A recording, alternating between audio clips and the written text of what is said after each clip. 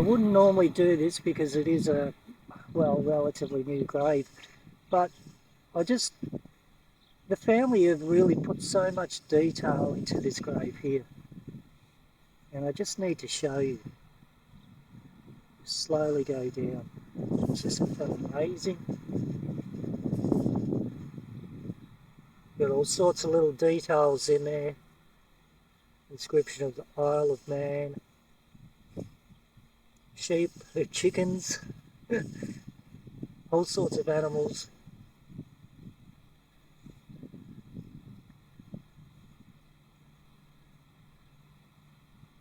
Pound Hill, names of places. They just put so much detail into it. This is incredible. Look at all of this.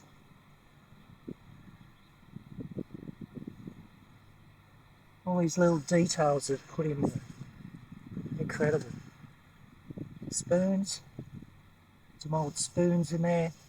Warrnambool and District Vintage Car Club, Miners Rest. Rally Around Australia. Chevy thing. Some more spoons over here too.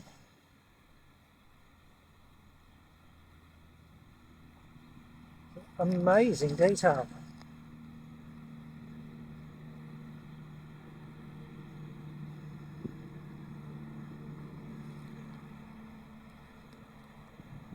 That is so cool. And the plates. Can't forget the plates. Very, very cool. This man was actually in World War II. He flew with the Air Liaison Group. He passed away in 2004. Yeah, amazing, amazing grave.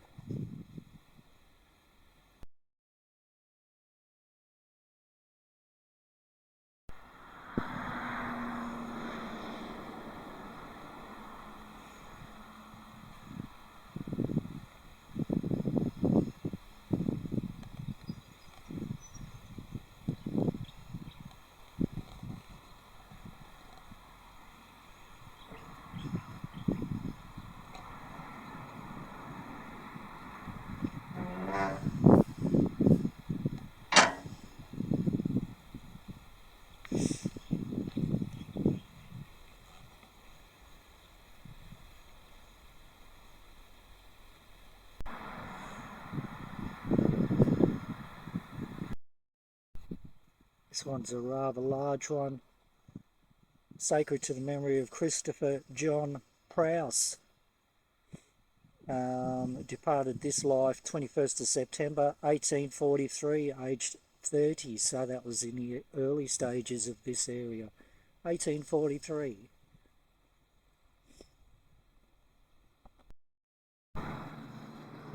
Nice big one over there dedicated to family Ross.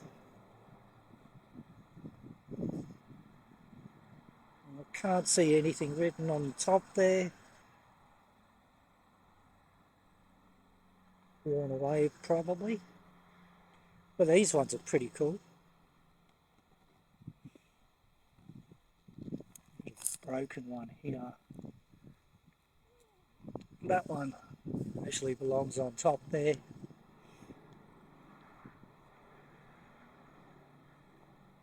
Oh, it might have been the cornerstone here.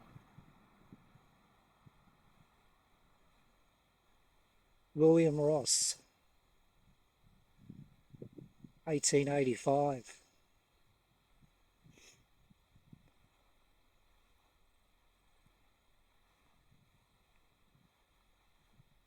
This is a Galloways.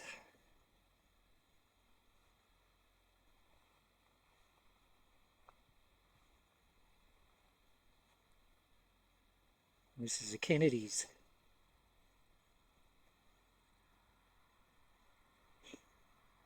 I like the ironwork around these ones.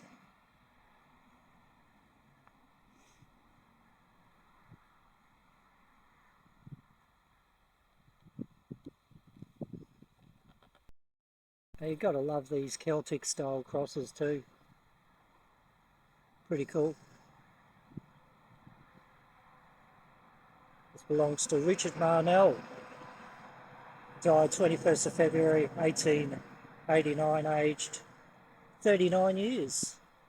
And also his mother Joanna died at 59 years in 1908. And their daughter Joanna as well, 1886, aged 7 years.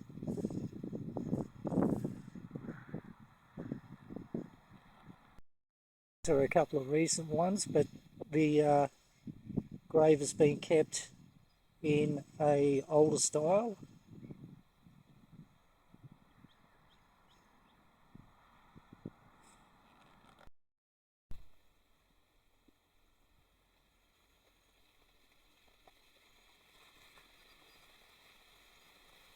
Mary Fitzgerald,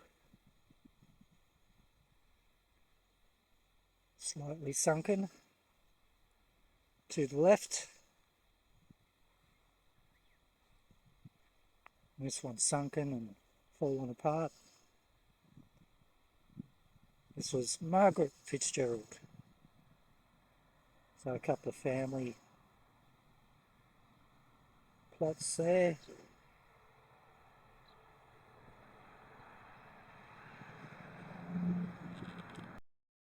The family of Charles James Wilson and Henrietta Marie Wilson obviously erected a chair there in front of their family grave, which is pretty cool.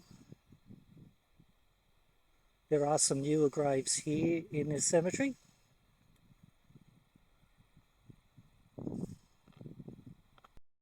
We'll just have a bit of a look around to see what attracts me, and I'll hover towards those ones and we'll see what's going on.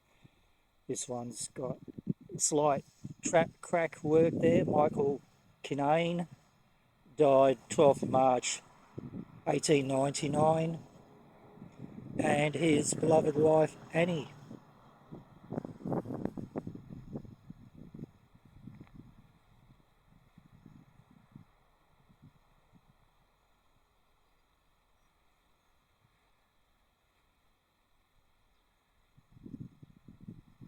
A couple of people from the 1800s.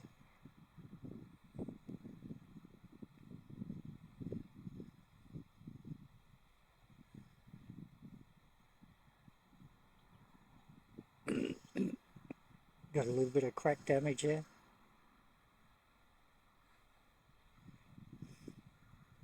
This one's quite cool. I do like the ironwork.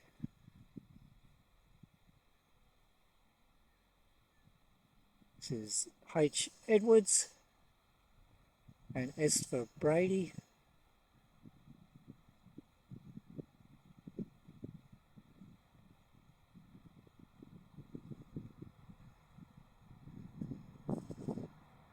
As you can see, a couple of the newer ones. Send a little bit of love and blessings to those who are laying here.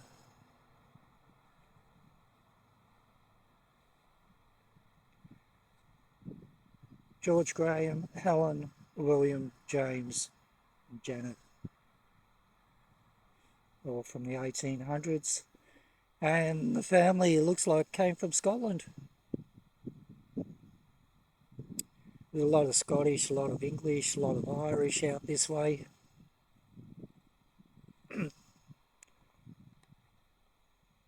We don't know who this one belongs to.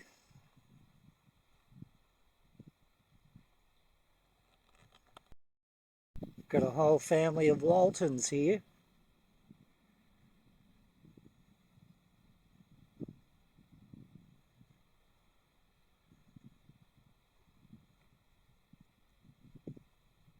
A rabbit just come out of the grave. That's pretty cool. Don't know if we got that on film. But David Walton, Margaret Walton, 1895 and 1914. Also Margaret and John Walton here. Must have been a big family. There's another Walton. This one's quite prominent.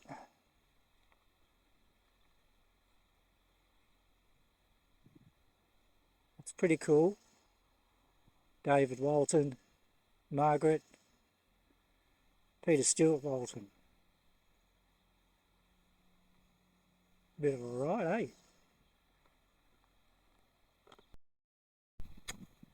Mary and William Pollock.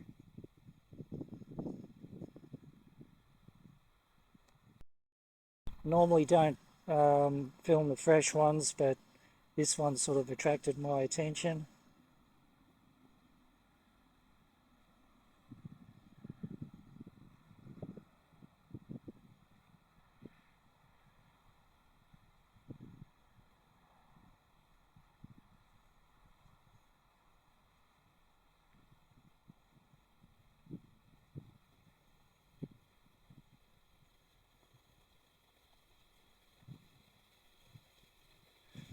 Robert Spears, born 1831.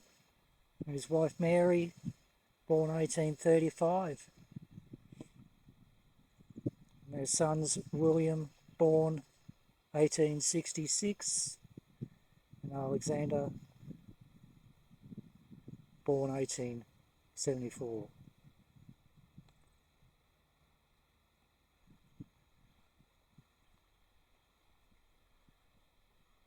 A couple of big ones here.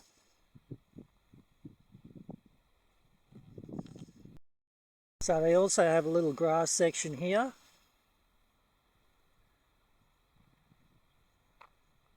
And a couple of the older ones over this way. As always in this district, a lot of the cemeteries have a lone pine commemorating World War One, the people who went to war. Sacred to the memory of John Cox, who died in 1862, and his beloved wife Mary Ann, and their son William Henry, and another son Frank. It was erected by Frank, sorry.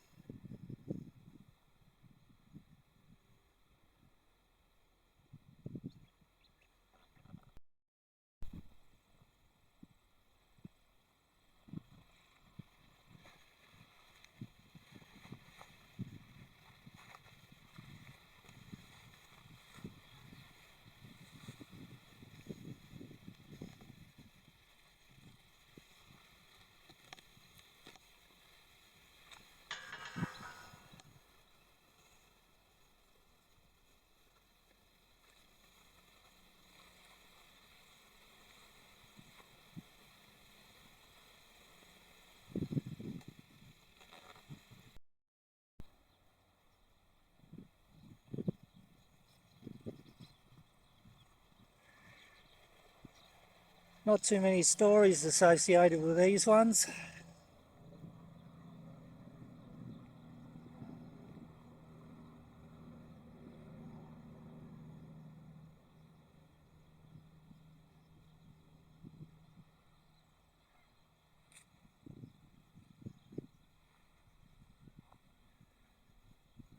William John Cox died 11th of January 1941, aged 72. Susan Elder Cox died 21st of July 1941. And also their dear sister Winifred died in infancy 1902.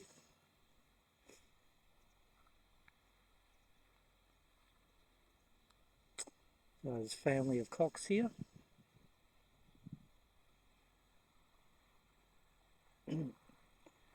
Looks like there could be something here, but who knows? Now, just got to watch this grassland here because you never know what's going to come out of it.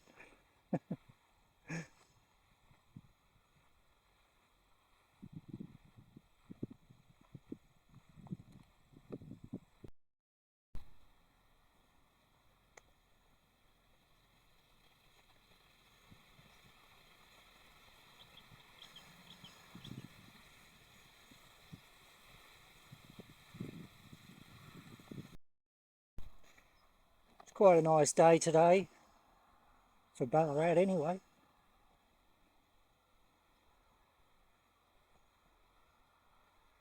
So a good day for a bit of a walk through the cemetery.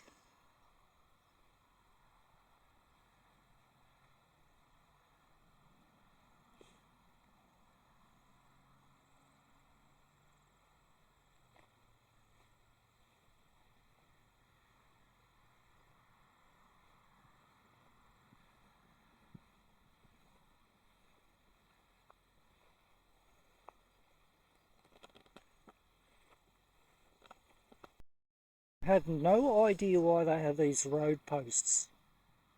You see a lot of these on the side of the road in Victoria.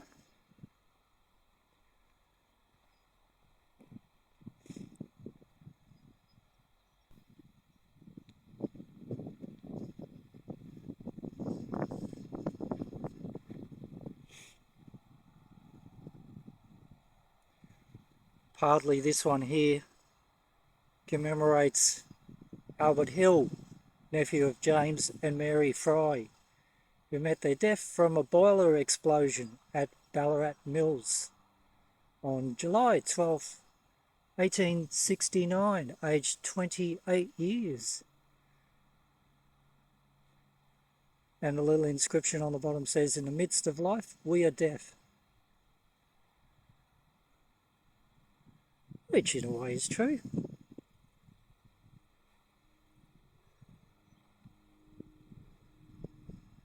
Personally, I don't believe there's any such thing as death, you just change.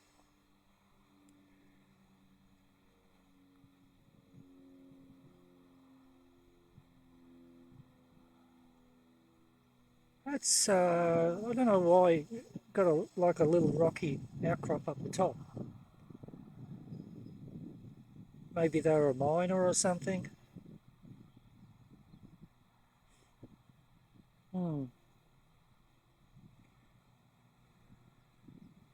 Bit of a sad one. Francis John Alt,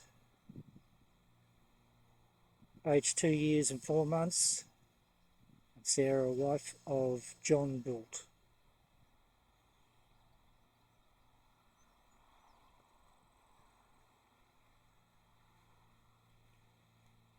Emmanuel Adcock, 1857, I believe, passed away. Mary Blender has it, and her daughter Mary Ann, early 1900s.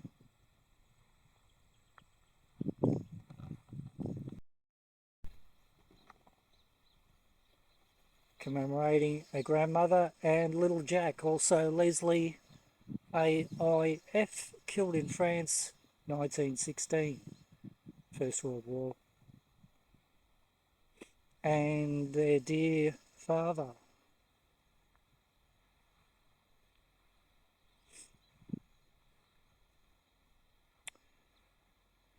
John McCullough,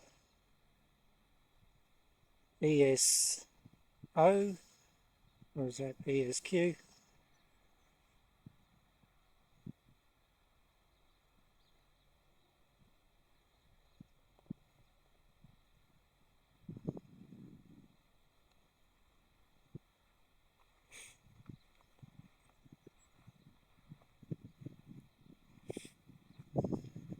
This fella passed away in 2003, but I'm just going to have a little bit of a read here because I find this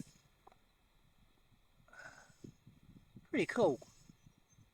It will feel strange not to nudge you or to talk to you or keep you warm when you're lying there only a few feet away, or perhaps even less.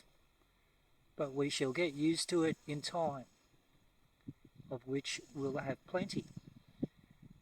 We always treasured silences in which we said everything. We shall continue to treasure them and to say everything throughout the longest silence of all.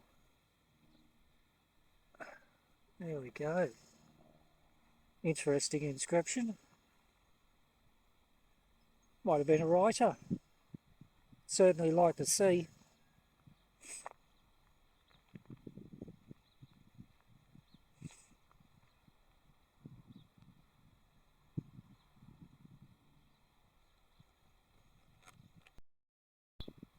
I've also got a commemorative wall, a couple more modern ones or recent ones.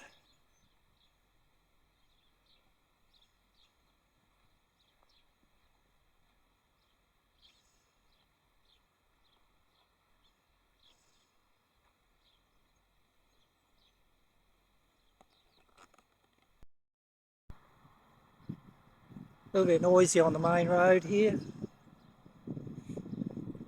A lot of trucks going by. Now, I did bring some paranormal gear with me, but I just didn't get a feel for it, to be honest. It's like I didn't really feel it. I needed to pull it all out. So, kind of like feel very calm, very relaxed here. And, you know, for some strange reason, I have my K2 with me, my S box, a couple of cat balls, a couple of bits and bobs, but I really didn't feel the need to pull it out.